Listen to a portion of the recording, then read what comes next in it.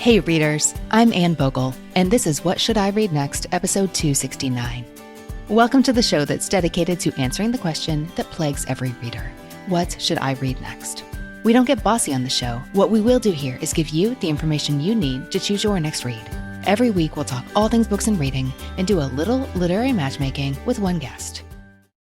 Today's guest is Tiffany Patterson, a Florida reader who created a new kind of literary get-together that convinced her not-so-readerly friends to give books and reading a chance.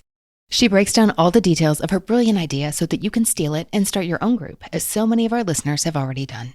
And if you're a fiction reader who'd like to wander into nonfiction this year, I think you'll love today's book recommendations. Let's get to it. Tiffany, welcome to the show. Thank you. I'm glad to be here. Now, we got to hang out this fall in Mount Dora, Florida. Yes, we did. It was awesome. That was one of my most fun book tour stops. And also, true confession, Tiffany, I was a little nervous about it because it came about in a very unusual way that would have been impossible, like even 15 years ago. Yes, it did. That is true. Of course, I follow you on Instagram, and I knew that you were out doing your book tours. And for about a week or two, I had looked at your schedule and I saw that you were in Tampa for an independent booksellers convention. And I just thought, Mount Dora is only 2 hours from Tampa. And I noticed that you had some openings between there and your next stop. And so I thought, I'm just going to ask her to come to Mount Dora. And then I thought, no, I'm not. Yes, I am. No, I'm not. And then I just did. And I actually did not ask our local bookstore if I could host you until after I had asked you. But I am friends with the bookstore owner, and thankfully she was happy to oblige and you were happy to come. It was very exciting because we are a small town and it's a very small bookstore. So it was kind of a big deal to host Anne Bogel. It was thrilling for all of us. Well, I'm so glad you did because I wasn't familiar with Mount Dora, and now I'm so glad I am. It's just this adorable, I think you described it to me as Stars Hollow, but with palm trees. Yeah. Yes. So it's this charming community, 45 minutes outside Orlando. And I'm so glad you reached out because I was in Tampa for SIBA. It's the Southern Independent Booksellers Association's fall show. And I love going there. I love meeting with booksellers, but it's not open to the public. So it was heart-wrenching to be so close to so many Floridian readers, but not to be able to meet any of them. So when you offered, I thought, oh, this is so sweet. I love strangers on Instagram, but I don't usually get on airplanes to go meet them. Yeah. And I did not want you to think I was a creeper or something, somebody weird. So my Instagram's typically private, but I opened it up to public so you could stalk me as needed. See that I wasn't a weirdo. Some of my favorite people that I now know in actual three-dimensional life, I met on Instagram. Mm-hmm. But it was such a great night. Barrel of Books and Games is a charming store. It's so pretty. I do have a major Mount Dora regret, and that is that in daylight, I did not back up across the street from Barrel of Books and Games and get a photo of the beautifully painted awning because it's just so stinking cute. I do have a bookmark. I'm holding it in my hands right now. It has a painting of the shop on yes, it, which is completely adorable. And I'm glad I have this in my life at least. Chrissy at Barrel of Books and Games was such a gracious host. I loved her store, and you Floridian readers, I mean, wow, you can really show up with your bookish enthusiasm. Yes, we packed it out. You told me when we got to chat before the event that you had this literary society that you'd started in Mount Dora. Mm-hmm. And I knew that you'd said that you recruited a lot of friends to join you who'd brought their friends, and you had a lot of non-readers suddenly showing up and reading books. And I thought this sounded amazing. But when people came through the signing line that night and they kept saying, I'm with the Lit Sock, I'm with the Lit Sock. It took me 40 people to figure out, oh, that's literary society. Yes, we've shortened it. You're not allowed to say book club. You have to say literary society, or Lit Sock works. You sound very adamant about this. Yes, I am actually. It's very important. What makes the distinction in your mind? I think because I think of it as we're not all reading the same book, which is what a book club typically is. We just go beyond that, and we just sound so pretentious and better. I just enjoy it very much. You have to say it with your eyebrow raised. With a British accent would be even better, but most of us can't do that very well. So lots of book lovers don't have people in their daily lives that they can discuss books with. I think that was you. Correct. I had been a member of a couple of book clubs and usually left a little disappointed because I felt like we talked about the book for about 10, 15 minutes. And then the conversation just, ended up just being a lot about just people's lives and their kids and their marriages. And I wanted to talk about the book. So that was kind of part of my desire to start something different. And how did you do it? One of my favorite books, I guess we're going to get to that later, but is the Guernsey Literary and Potato Peel Pie Society.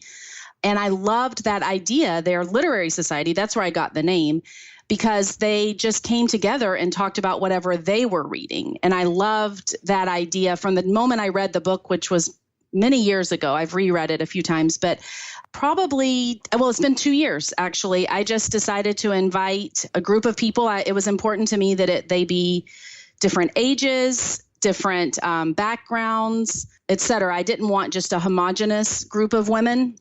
I invited people and then they started inviting people. And like I said, we made some readers. People who did not read before came, a friend invited them, and now they are reading tons of books. And it's such a joy. That's probably one of the biggest joys for me. So Tiffany, I walk in the door.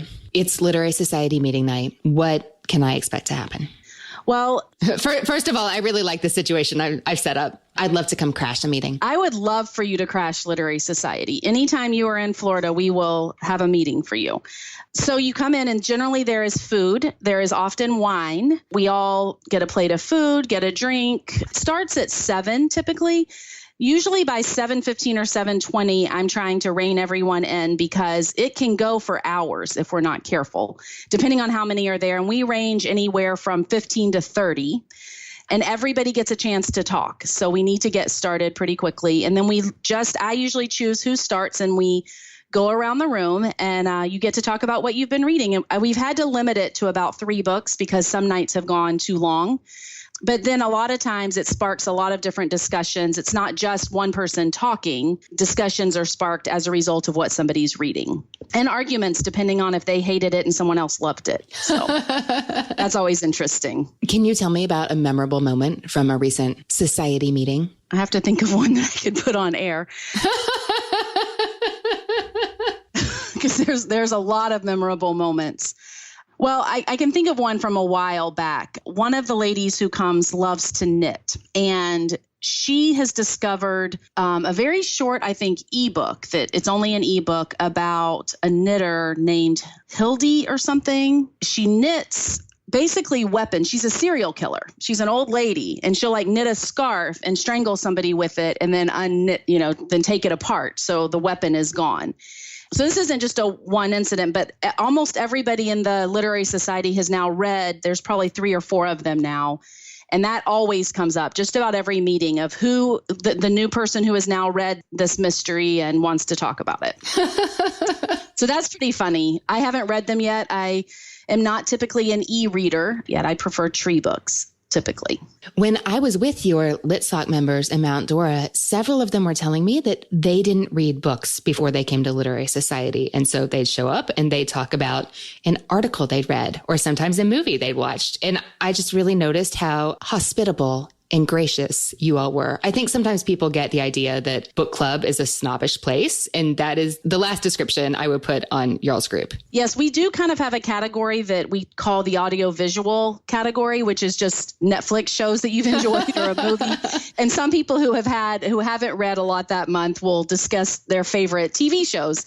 One thing I didn't mention before is I did put out a Literary Society reading guide when we first started, and there's 3 of them now. They look similar to a bingo card, and there's different categories. So there's 25 boxes with a book that's been made into a movie, a book on the 1971 bestsellers list, a book with a purple cover, a book with a number in the title, and so on. And so a lot of people use those categories as they read to help them choose a book. But as it's gone on for the last couple of years, less people, I think, are using the reading guides because they have so many things already on their to be read list. Now, I've heard some people argue that if you let people come to Literary Society, actually, I've never heard anybody but you talk about Literary Society, but I think you know what I mean.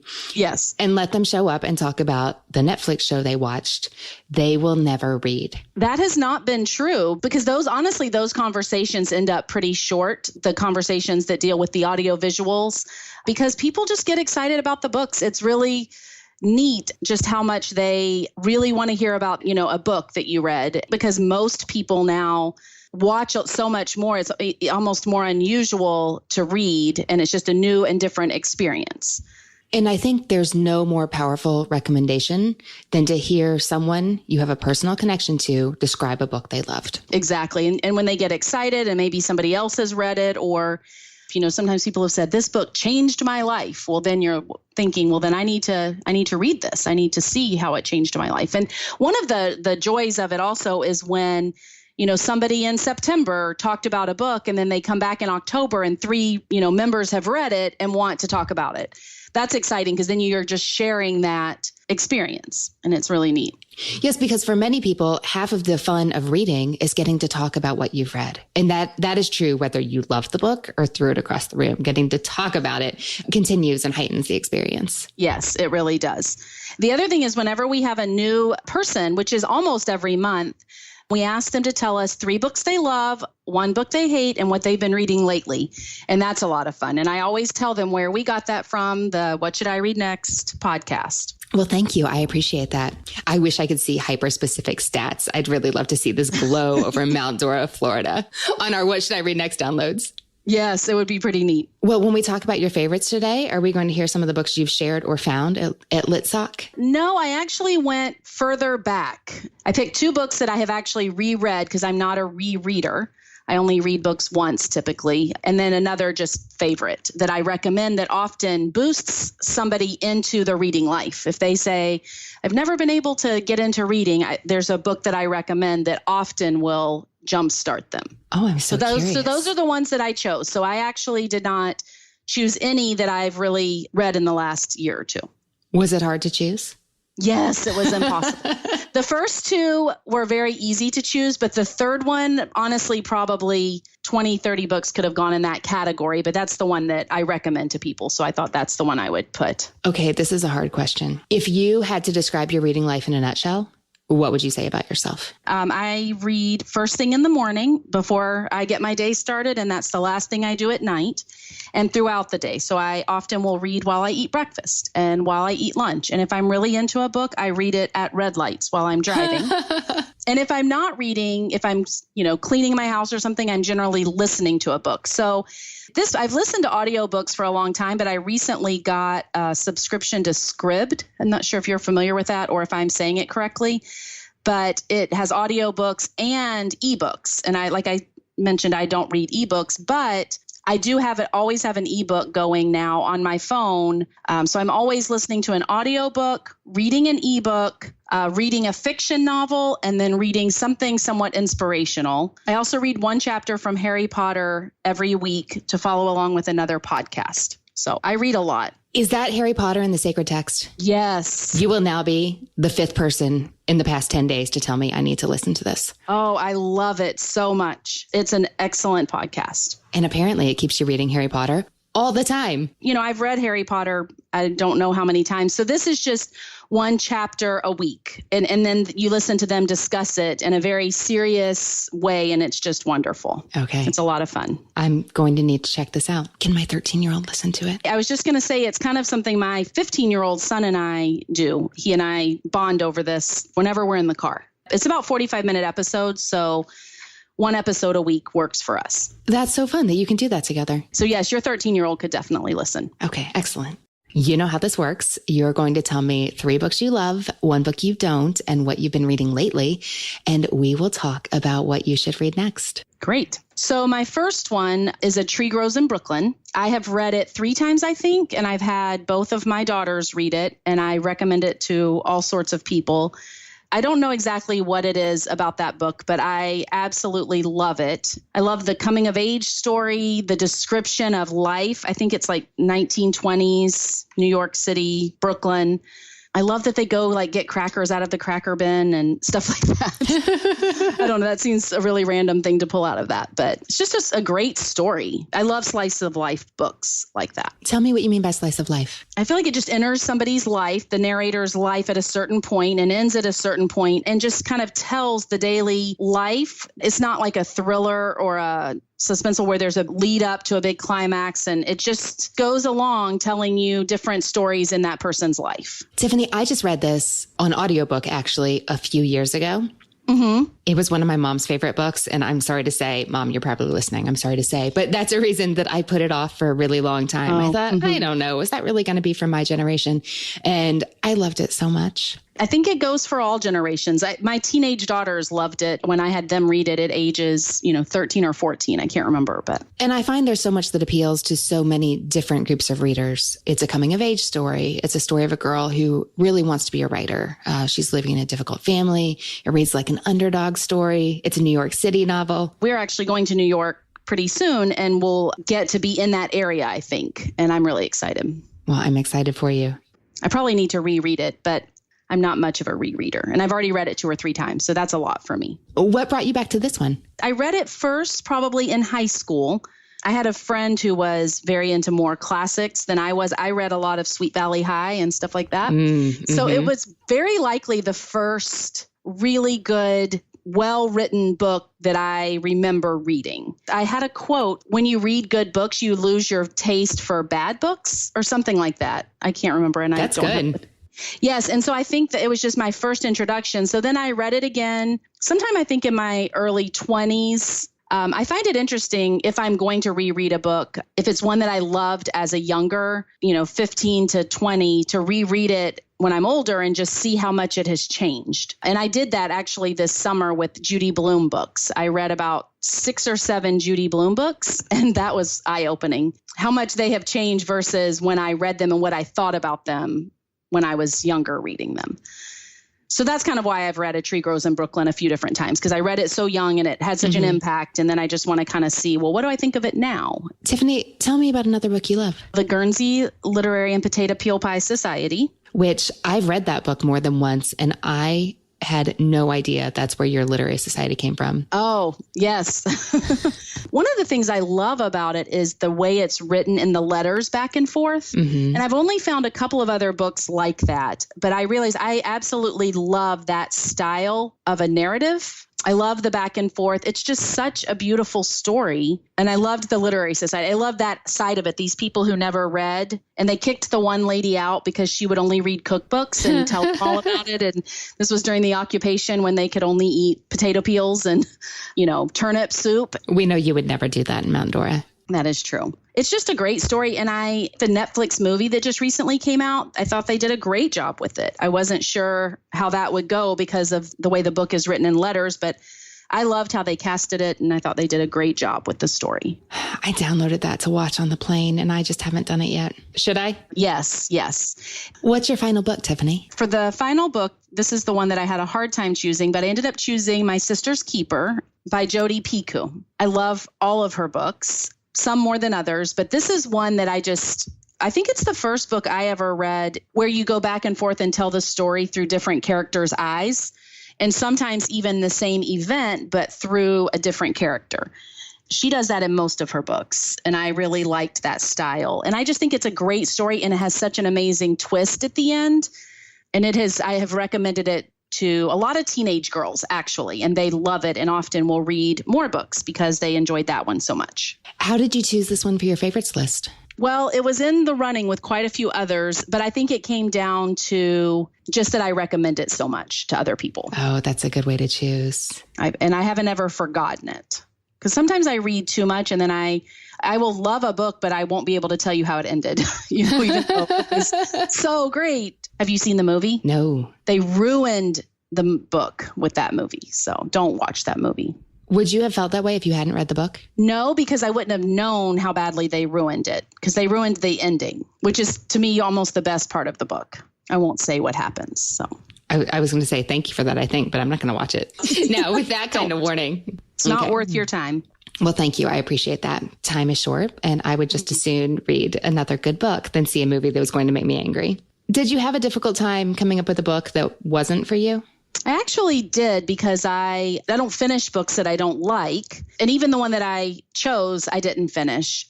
1,000 Years of Solitude. Or is it 100 Years of Solitude? You know, many readers say that it feels like 1,000 years. Yes. This one has been both loved and hated on What Should I Read Next in the past. You are not alone. I've heard of it as a love, and I think that's why I picked it up. You know, my big problem was at about page 40 when I felt like I needed a highlighter with different colors to keep up with which Juan Arcadio they were talking about, or Jose Arcadio. I just gave up. They just keep naming their babies the same name, and then you have to somehow figure out which one they're talking about in the story, and it was so confusing. So if the book requires a family tree in the front, it's probably not for you. What are you reading right now, Tiffany? I knew you were going to ask me that, and I wanted to start something, but I just finished Guernsey yesterday. But I believe that the next book I'm going to pick up has been sitting on my to-be-read pile for almost a year, and it's The Trespasser by Tana French. And I think that one is the one that is migrating to the top. It just seems the right time. I don't know why. Have you read her before? One book by her, The Likeness. Yes. I read that one and I enjoyed it. And people whose recommendations I respect have recommended her many times. I just haven't quite gotten to this book specifically. And I borrowed it from a friend so long ago that I thought this one needs to be next. Tiffany, what do you want more of in your reading life? I would actually like to read more nonfiction. I do not read any nonfiction for the most part. But I would like to, for it to really keep my interest, at least at this season of my life, it needs to read almost like a true life story where I forget that I'm reading nonfiction. But I like the idea of learning about a historical event or person or something where I actually learn. I do enjoy historical fiction for that reason, but that is still a nonfiction novel that I'm able to keep turning the pages of. What do you find appealing about bringing more nonfiction into your reading life? I feel like my knowledge of history, science, things like that are lacking significantly. And I guess I would like to just feel smarter and know more about those sorts of subjects. And if I could get that knowledge from reading a book, that would be even better. Feel smarter and know more. Yes. Have you tried much nonfiction in the past? I read quite a bit, I think, in college, towards the end of my college life. But since then, I haven't read much. I will often check out books, but then not finish them or not quite get to them because the latest fiction novel is drawing my attention.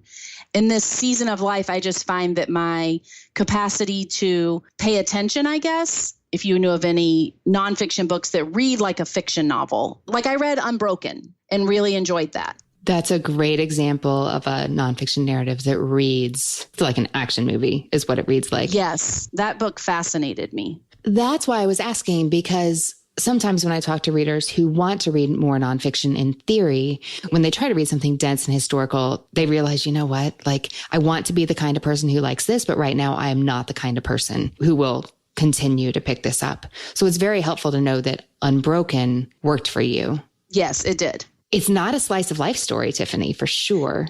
It's like the whole life story. And I found myself looking things up about the Japanese camps and things like that after reading that because it was so interesting. We can go back in time, but you also enjoy like coming alongside for somebody telling the story of their life, regardless of the era? Exactly. I also read many years ago that one, was it A Million Little Pieces that Oprah featured? And it was that guy's story. James Frey, yeah. I read it thinking when everybody thought it had really happened. And I found that interesting. Mental illness is always an interesting conversation, you know. Tiffany, do you suspect that reading nonfiction is like a muscle you can build? Or do you think for you it might be a key of finding the right book? I do think it's a muscle you can build because I think it's kind of even like fiction where you have this idea, I don't read nonfiction, so you never really look for it. But then if you end up reading a couple of books, you think, oh, I actually do like this if I can find the right book. So I do think it could be a muscle that you can build. You have a good experience, so then you read another one and another one. How often do people discuss nonfiction picks at Literary Society? Quite often. There are a few people who do read more nonfiction. some of them really prefer the nonfiction. That's what they want to read. And do you ever find any books that jump out at you from those meetings? Sometimes, but I haven't actually read any of them. Okay. Probably the only one that somebody has talked about that has made it to my list right now is Brain on Fire, but I have not read it. Are you kidding me? Have it on my bedside table, but I haven't read it. I'm looking up the author's name on my screen right now because I couldn't remember it was Susanna Callahan, and I just scribbled it down on my notes. What are the odds? When you said mental illness is fascinating, that's immediately where I went to. Okay, well, I have more than 3 books to recommend for you, so we'll just add it to the pile. Okay. So it does sound like you have options, but you really need something delivered to you on a silver platter. Here, read this next. Yes. Because your problem is not one of not having anything to read. It's not knowing which to read. Right. And wanting to challenge myself a little, step out of my typical comfort zone. There's a phrase that I find helpful when we're talking about book recommendations. I usually don't geek out and discuss it here on the podcast because it's a tech term, but there are conversations in technology about the adjacent possible. In 1940, nobody could invent the iPhone. But in 2005, it was just the next step, not 1,000 steps. And I feel like it's helpful to think about our reading lives that way too. If you don't read nonfiction, then maybe jumping straight into like a Doris Kearns Goodwin 1,100-page biography of Lincoln is not your next step. It could be something you really enjoy in several steps. One of the best books I've read in the last 10 years, but really, oh, it's so good. It's slow to get started because kind of like with 100 Years of Solitude, there are so many historical figures to keep straight to really tell the story with the depth she wants to tell it. But at first, you're just getting surface introductions to all the players that either you never learned in high school, college history, or you have long since forgotten. But once she sets the story in motion, you just keep turning the pages. Well, that's good to know. After I get my feet wet with some nonfiction. We'll talk in 2021. Sounds good. So, Tiffany, to take stock of your books, you'd like to read more nonfiction. But we need to choose these with care. You really like slice of life books. Something that I'm really seeing here in My Sister's Keeper, the Guernsey Literary and Potato Peel Pie Society, and A Tree Grows in Brooklyn. All these books really invite you into someone else's story. And they do it in different ways, but you're really getting a very sympathetic portrayal of what it's like to live in these lives. And you get to experience it alongside them. Yes. As we look for fiction and nonfiction for you, that's something big I'm keeping in mind. Also, in your words, you want to feel smarter. Yes, I do. So I'll keep that in mind too. The first book I have zero hesitation about. When you started talking, I thought, oh my gosh, she has to read Meet Me at the Museum by Anne Youngson. Do you know this book? No, I've never heard of it. I really want you to see if Chrissy can get this for you at Barrel of Books and Games, like today. Okay. As soon as you finish Tana French, don't set that aside. You got to keep that momentum going. But okay. I really think this book is for you, and I would love to talk to you about it at Literary Society. This would be fun.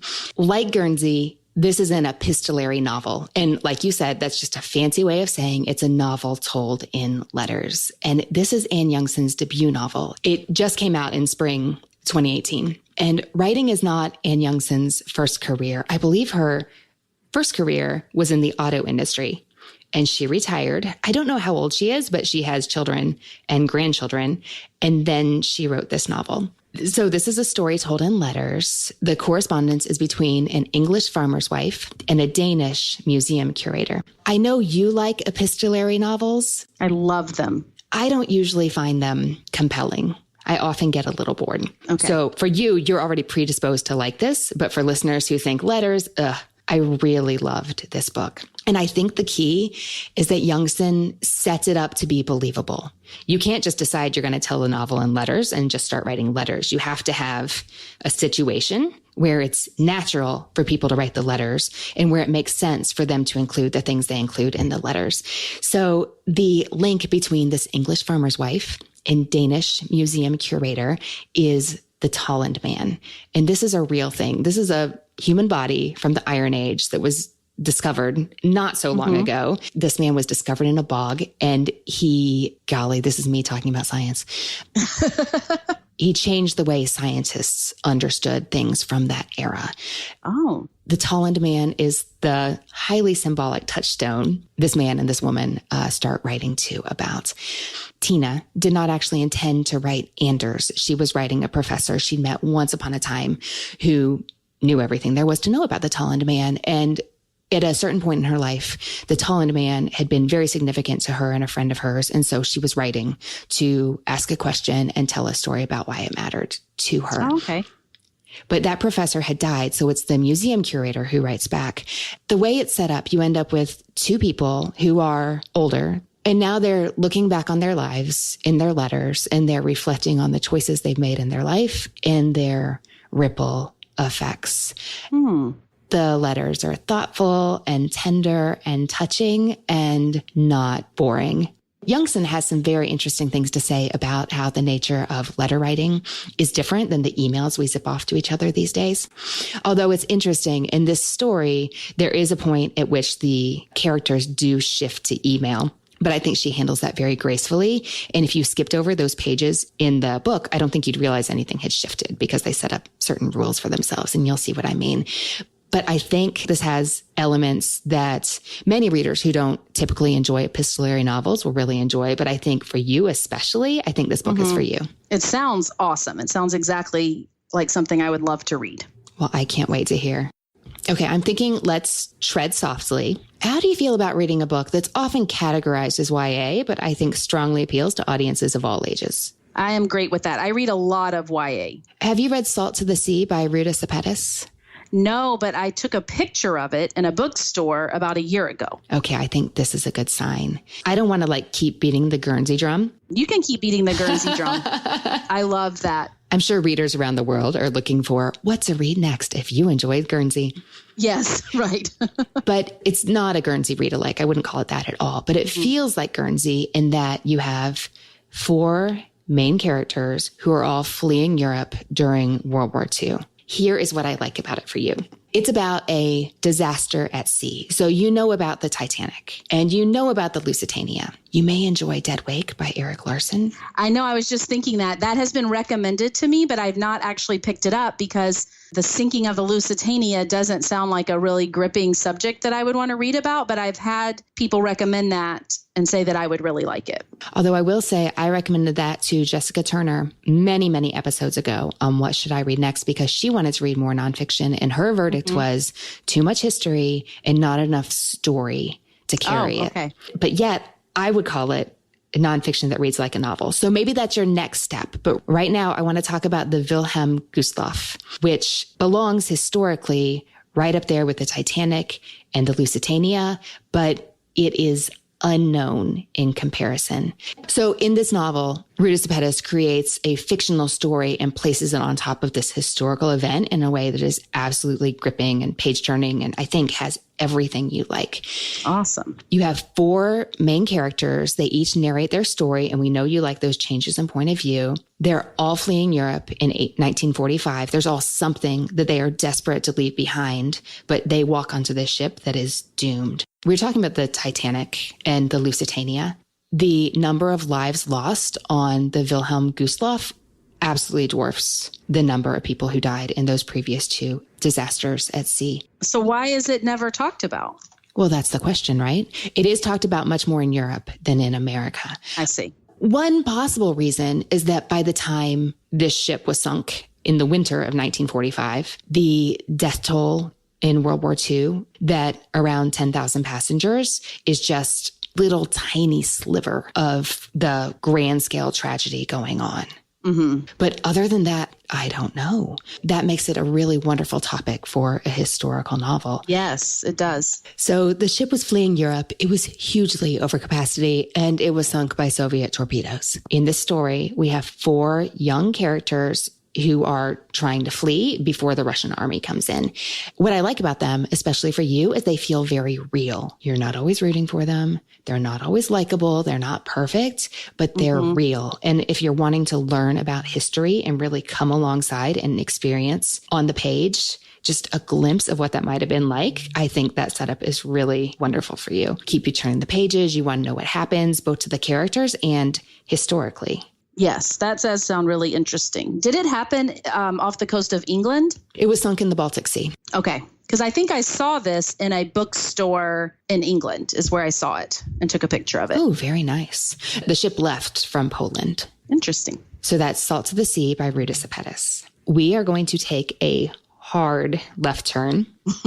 But first, I have to say, if you really liked Unbroken by Laura Hillenbrand, I know it sounds like a stretch, but her nonfiction account of the horse Seabiscuit is incredible. I live in Kentucky. I'm pretty sure I started reading this book weeks before the Kentucky Derby many years ago, and I didn't care about the horse angle. The only reason I picked it up was because I love Laura Hillenbrand. It takes her 10 years to write a book. So I just wanted to read whatever she was writing that I could get my hands on. While the setting and story are in many respects totally different, the way she tells it is the same. And you realize when you're reading it, like, oh, it's not just the subject I liked. I mean, Zamp was a great subject.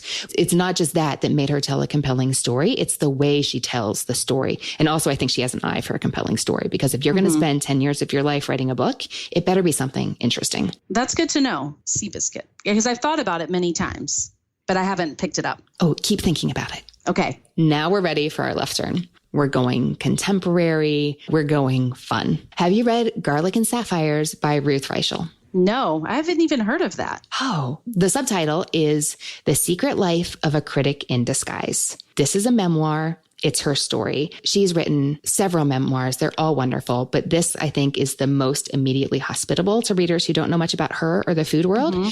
Definitely the most fun. She's a food critic? She was the New York Times food critic for many years. Oh, wow. When she took the job, she lived in California. She moved to New York. Now she's suddenly one of the most powerful people in food. And what she really wants to do is let ordinary diners, this would be like you and me, Tiffany, know what the city's great restaurants are really like. So she's going to change what she reviews, and she's going to approach it a little differently than her predecessor. As she starts visiting these restaurants, she realizes that as the Times food critic, everybody knows who she is. Her picture is on the back wall of every restaurant in the city. Oh. Servers can get like hundreds of dollars in bonuses for saying, hey, that's Ruth at table 17. Like they realize it's her, and the raspberries on her chocolate cake are 3 times as big. You know, like her food gets this special treatment. She gets amazing service, which might not be the experience if you and I go in our blue jeans on a Tuesday night, you know? Right. So it's very interesting to read behind the scenes of like her life, how she ended up taking this job and how people are chosen for these roles and why she thought it was compelling and how she moved her family across the country. That's interesting. But then from there, she decides she's going to go undercover. So her mother has an old friend who worked in the theater, and she enlists her help to develop these personas that she goes out to eat as. So sometimes she goes to eat as Brenda, who's this gregarious redhead who's never met a stranger, who loves everybody, who's loud and brash. She goes out to eat as Chloe, who has a very sleek blonde wig that, of course, you would never know is a wig. And she's more demure and more sophisticated. But what she wants to do is experience the city's great restaurants as just another diner. But in going undercover and seeing what it might be like to live as another person and see what it's like to be treated in a different container. That makes it really interesting, not just if you're into the food world, but if you're interested in human nature. And I hope we all are. But I think if you want to read nonfiction, this is a great story. That is true. Yeah, it sounds like a lot of fun to read. And would be interesting to see, like you said, how she was treated in these different personas. What's so fun to read is that something that really surprised her. Interesting. All 3 of these sound like great books. And then since it's on your stack, I think you are absolutely on the right track with Brain on Fire, My Month of Madness, which is also a gripping, true story. But she tells about how when she was 24, she wakes up in a hospital room. She doesn't know where she is. She doesn't know how she's gotten there. And she had a rare autoimmune disease that had attacked her brain. And it's a scary story. Terrifying. Right? And it very nearly missed having a really tragic ending. But she goes back and she pieces together what happened. Like, how did she get there? That does sound really interesting. Tiffany, so we talked about Meet Me at the Museum by Anne Youngson, Salt to the Sea by Ruta Sepetys, and Garlic and Sapphires by Ruth Reichel. Of those 3 books, what do you think you'll read next? They all sound great, actually, but the Meet Me at the Museum, because of the letter writing, sounds the closest to, I guess, the one that I would want to pick up right away. But all of these sound great, and I will be checking the bookstore and my library for them probably today. Tiffany, that sounds fantastic to me, and I cannot wait to hear what you think. I will message you on Instagram. And we'll bring it all full circle. Tiffany, thank you so much for talking books with me today. This was a lot of fun. Thank you for having me. Readers, I hope you enjoyed today's show. For a full list of the books and resources we talked about today, visit our show notes page at whatshouldireadnextpodcast.com/269. And it's where you'll find the full list of titles we talked about today, plus our episode transcript. Subscribe now so you don't miss next week's episode in Apple Podcasts, Google Podcasts, Spotify, and more. We've got a good one for you, and it's a little bit different than usual. To support our show and get weekly bonus episodes, access to exclusive live events, and a peek behind the scenes, join our Patreon community at patreon.com/whatshouldireadnext. If you're on Twitter, let me know there at Ann Bogel. That is Ann with an E, B as in books, OGEL.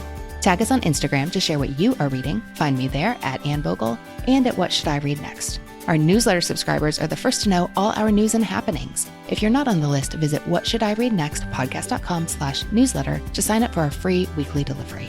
Thanks to the people who make the show happen. What Should I Read Next is produced by Brenna Frederick with sound design by Kellen Pekacek. Readers, that's it for this episode. Thanks so much for listening.